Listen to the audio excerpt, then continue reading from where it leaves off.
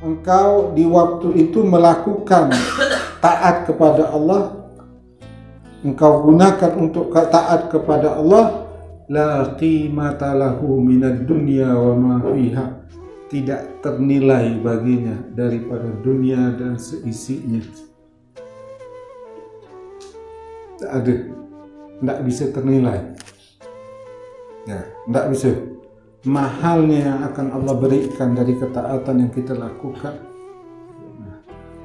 Allah akan menukar ketaatan yang kita lakukan, tidak ternilai harganya.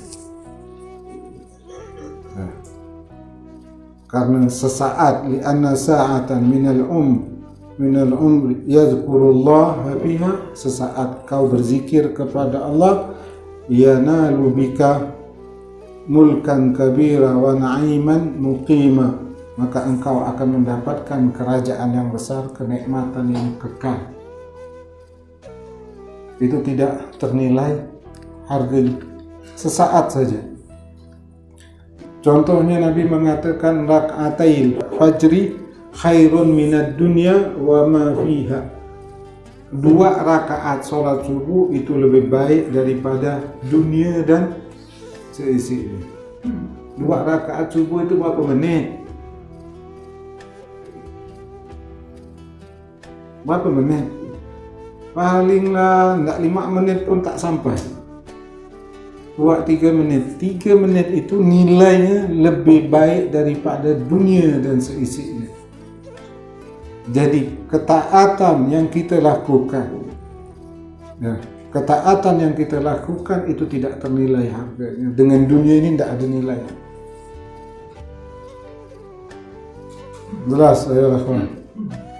Jadi ketaatan yang kita lakukan itu tidak ada nilainya. Tidak bisa nilai tinggi sekali, tidak ternilai harganya. Dan ketaatan itu bukan hanya ketaatan yang Allah balas. Ya kan? Andaikan kita pergi belajar di sini, andaikan duduk sejam, bukan sejam itu dibalas. Tidak. Ya. Kita keluar dari rumah sampai balik ke rumah lagi.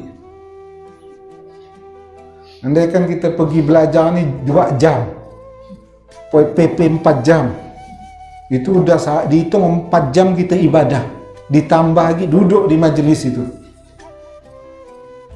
Kalau niat yang betul. Nabi SAW bersabda, man kharaja fi talabil ilm, barang siapa yang keluar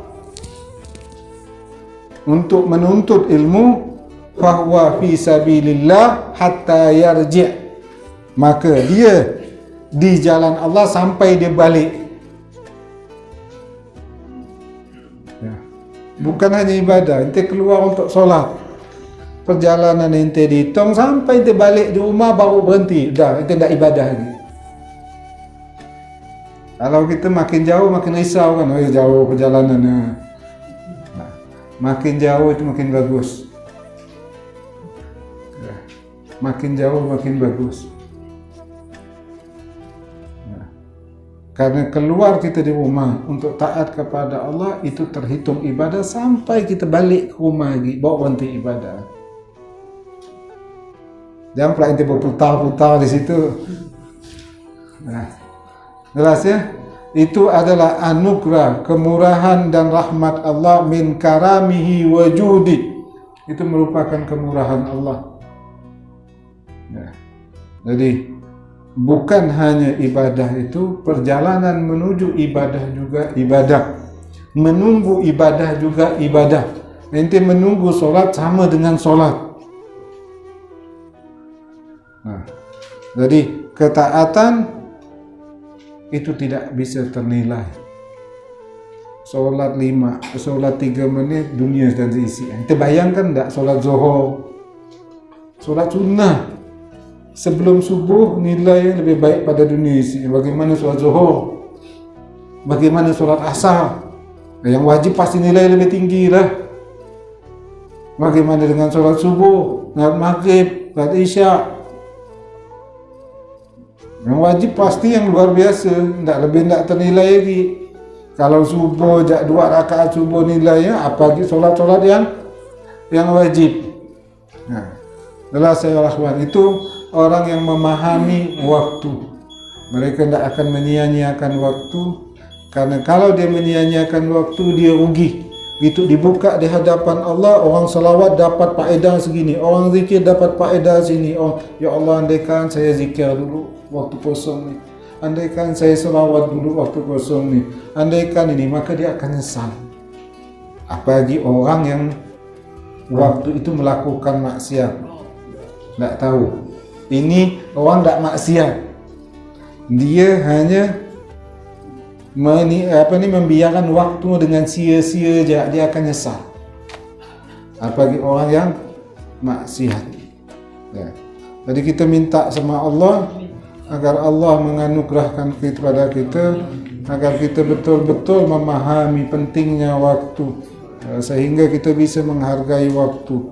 Dan kita mohon ampun kepada Allah atas waktu-waktu yang hilang dari kita. Semoga Allah mengampuni dosa-dosa kita. Amin ya rabbal alamin.